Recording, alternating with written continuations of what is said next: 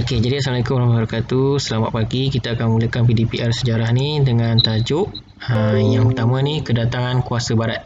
Okey, boleh nampak? Okey.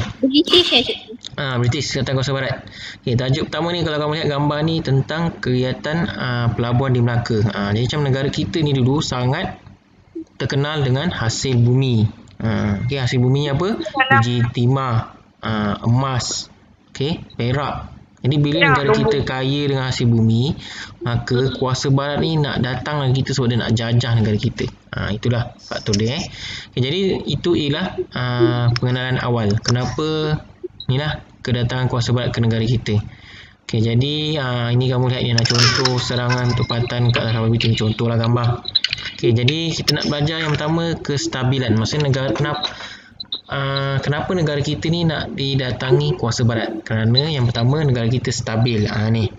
Negara kita mewarisi sistem pemerintahan yang terbaik. Macam kamu lah. Kamu jumpa kawan kamu yang pandai dan bijak. Mestilah kamu nak kawan dengan dia, betul tak? Jadi macam ni lah. Negara kita ni mewarisi sistem pemerintahan beraja dan pentadbiran yang mantap. Jadi sebab itulah negara kita ni dah menarik minat kedatangan penjajah. Jadi kita belajar tentang sistem piramid. Okay, sistem piramid ni ialah satu sistem pentadbiran beraja. Sistem piramid kalau kami pun dah belajar setingkatan 2, betul tak? Okay. Yang atas sekali ialah sultan. Okay, yang tengah-tengah mestilah pembesar. Pembesar ni Datuk Panglima, Datuk Bendahara, Laksamana, dan bawah sekali ialah penghulu. Penghulu ni lah apa? Ketua kampung. Okay. Penghulu ni ialah kampung. Ketua kampung ni ialah orang ataupun wakil daripada pembesar untuk menyampaikan arahan daripada raja. Ni. Okay. Ni ringkas je lah. Tak ada masalah. Okay, jadi kita cuba tengok video ni pula.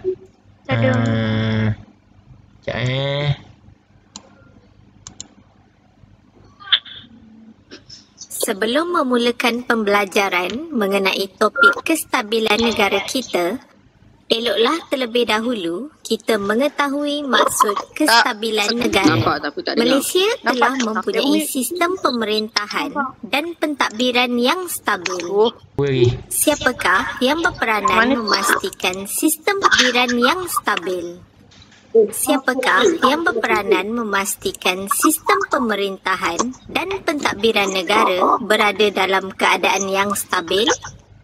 Kestabilan negara bermaksud negara yang kukuh dalam aspek pemerintahan, pentadbiran, ekonomi dan keselamatan. Okey, sambung dengar. Tanggungjawab memastikan kestabilan negara ini bukan hanya terletak di atas pemimpin atau pemerintah sahaja, tetapi atas kerjasama dengan rakyat. Negara diibaratkan seperti pokok. Akar akan menentukan kestabilan pokok. Akar tunjang sesebuah negara adalah pemerintahan dan pentadbiran. Kemudiannya diikuti oleh ekonomi dan keselamatan. Negara diikuti oleh ekonomi dan keselamatan. Okey, sambung tengok video. Negara kita mewarisi sistem pemerintahan dan pentadbiran yang mantap.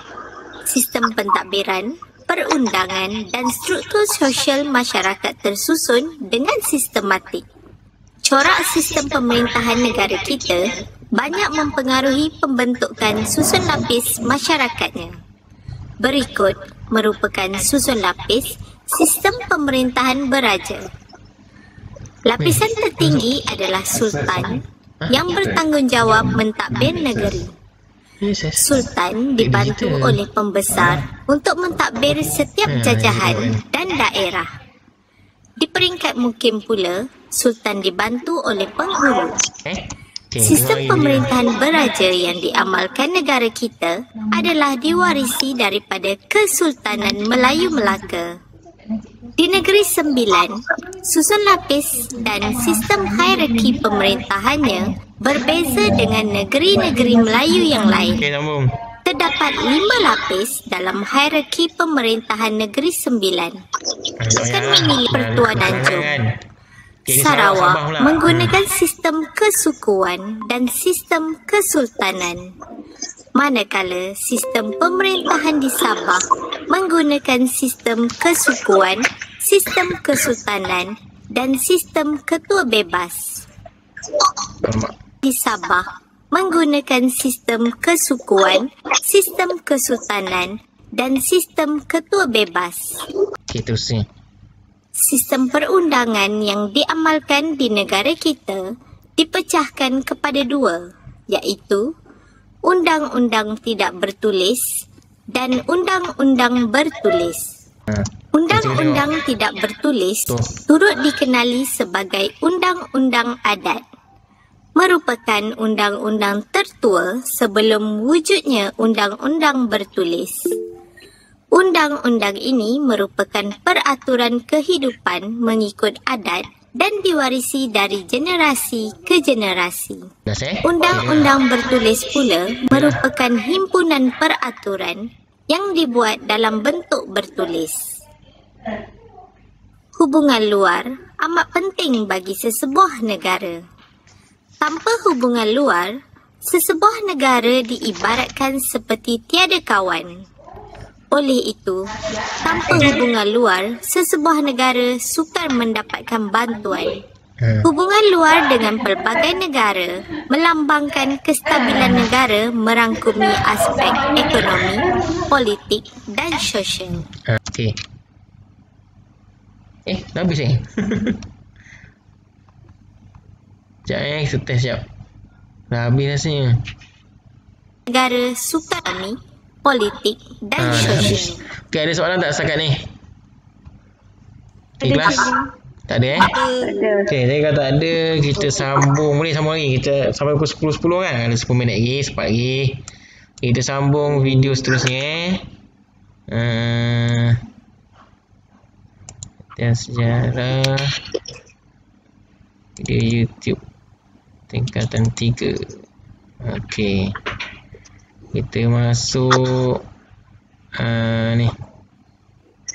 Faktor kedatangan kuasa barat ke negara kita. Sekejap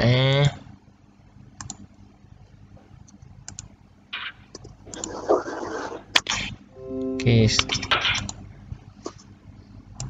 Apakah faktor-faktor yang menyebabkan kuasa barat datang ke negara boleh dilihat menerusi 3 tahap.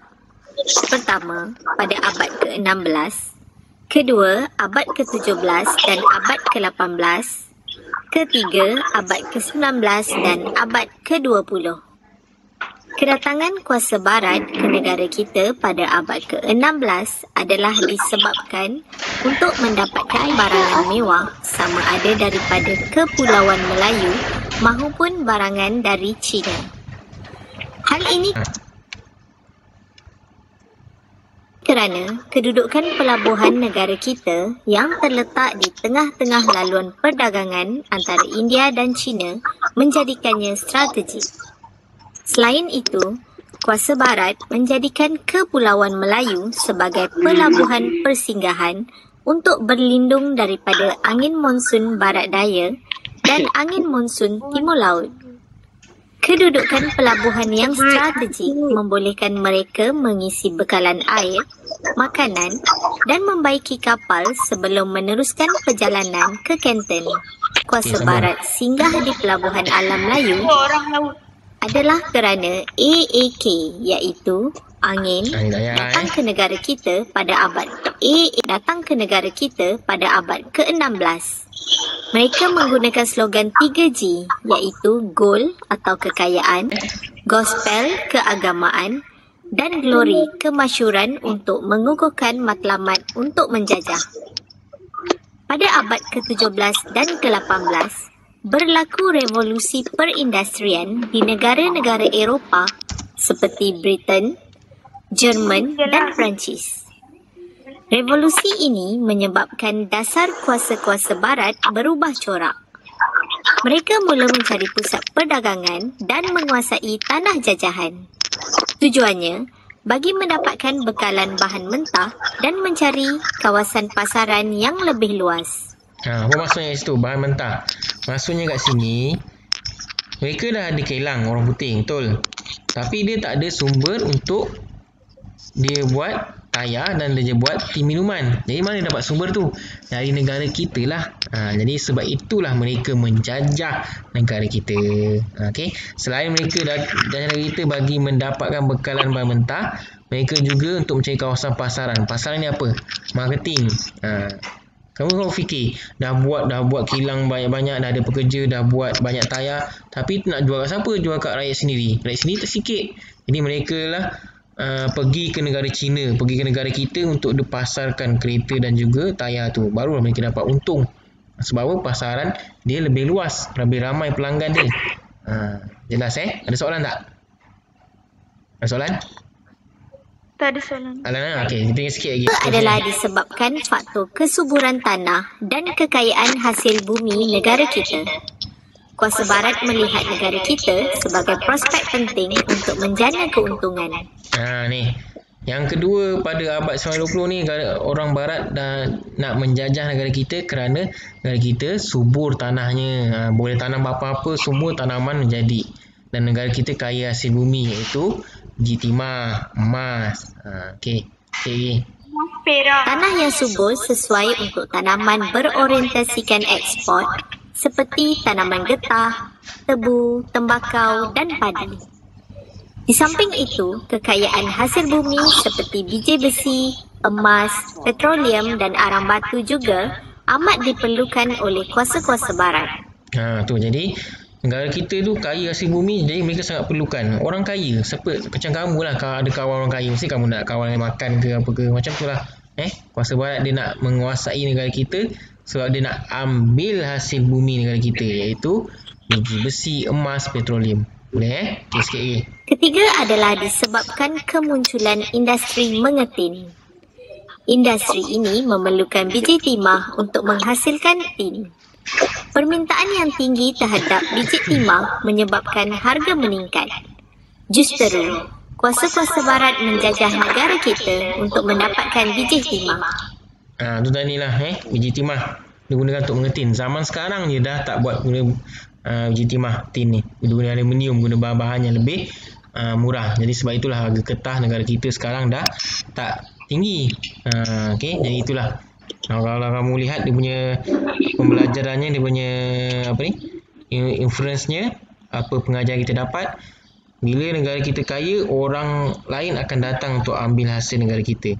Jadi pengajarannya, kita kena berwaspada dengan orang asing, supaya negara kita ni hasil ekonomi tak diambil oleh mereka. Seterusnya.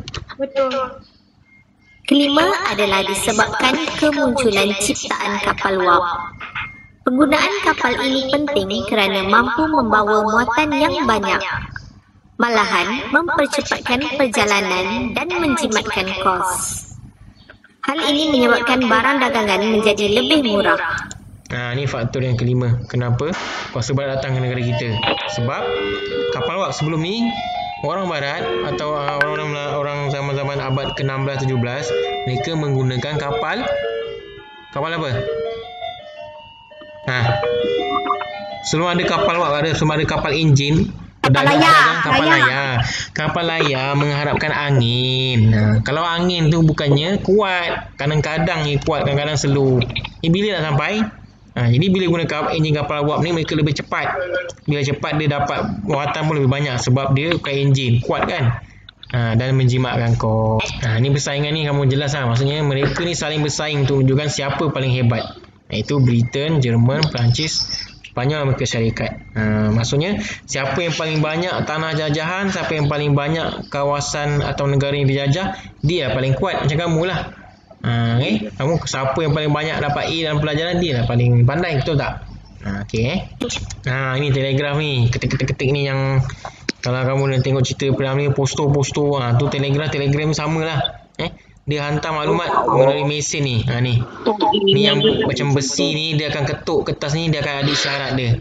Dia hantar guna kabel saja. Dia macam telefon lah. Apa maksudnya ni? Maksudnya kat sini, orang putih dia cipta slogan beban orang putih.